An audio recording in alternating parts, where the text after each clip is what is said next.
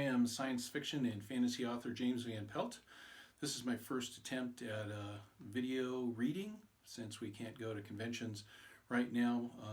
This is a chance for me to connect with audience that might need to spend some time listening to somebody else since I can't go out and talk to their friends. I'm reading from the Experience Arcade, as you could see from my title credits. Thank you for joining me.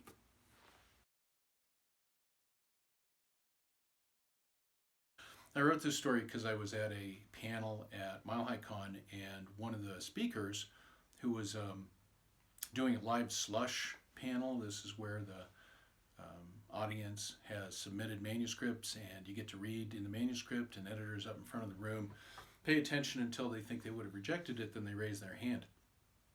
It's really cool if a writer can get through and the editors haven't rejected it, then they get to admit who they were, and it's really powerful advice for everybody who would like to know more about their writing and wonders why it isn't working to listen to editors respond to it live. But this one editor we had up there was terrible. She would raise her hand after only 2 or 3 words of a manuscript had been read. In one of the stories, she raised her hand immediately. The first line was something like, the wind, and I'm not even sure that got to the word blue before she'd raised her hand. And she said, never start with the weather. She rejected it because it started with the weather. And that ticked me off because there are a lot of ways to start stories. You can start stories with the weather. You can start stories with all kinds of ways. So I thought I would write this story in response to what she said about how you should start stories. It's called Writing Advice. Never start with the weather. But what if the weather is the whole story? Solar weather to start with, but also the weather as I write this. Wind rattles the windows, it whistles, moans, and whispers like sheets sliding on sand. Rain taps its fingernails against the glass. Electricity went out hours ago. I find matches in the drawer by the stove, but it takes a while to locate the candles stored in a box with the Christmas decorations behind the suitcases and winter coats.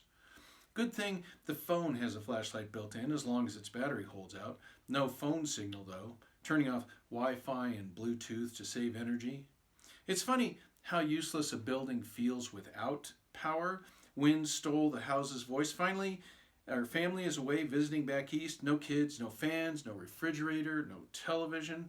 Although, to tell you the truth, I don't miss continuous disaster coverage.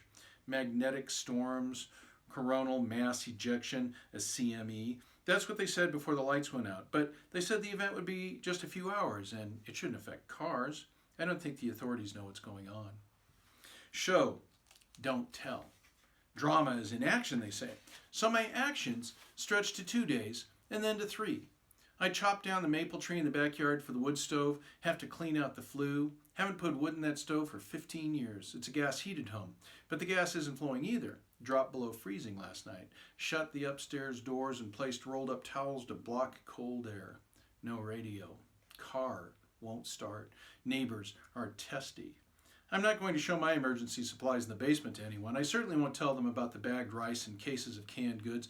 Let them laugh at my survivalist habits. Now, ride my bike a few miles through the neighborhoods. People stay inside. It's a suburban ghost town except for the inner city refugees. People who live in apartments and condos aren't survivalists, I guess. When the food from their cupboards go, they're done. Supermarkets near downtown must have emptied in a day. Now they're on the move. Only one coincidence per story, and it can't resolve the conflict. That's easy to say for writing fiction, but coincidences happen all the time. Everything is a coincidence if you think about it. So what if there was a CME at the same time as an enemy EMP? The magnetic effects caused by the squashing of Earth's magnetic field would run a charge through electrical lines, frying transformers and everything plugged into a wall socket, while the EMP would knock out everything that's electrical, like cell phones and cars. Are we under attack? Or maybe this is the situation. Before the electricity went out, when the news warned of a violent sun event, they said that in 1859 a CME hit powerful enough to knock out their highest tech device, the telegraph service. The current built up in lines, shocked operators, and sparks lit papers on fire, but the sun kicks out CMEs all the time. Most miss the Earth. The news said that if you imagine the sun as the size of a basketball in the middle of a football field, the Earth would be about 1/40th of an inch and orbiting in the outside lane of the track around the field. We're a really small target, even though the CME expands from the sun like a shotgun blast.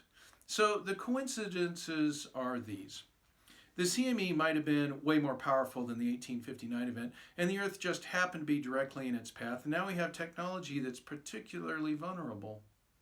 If the event is more powerful, it's also faster. The plasma could have reached Earth in 12 hours. Figure a couple of hours for scientists to recognize what is happening on the sun, another couple for world leaders to decide what to do, and now you have to hope that they get the power grid offline and protect fragile systems in time.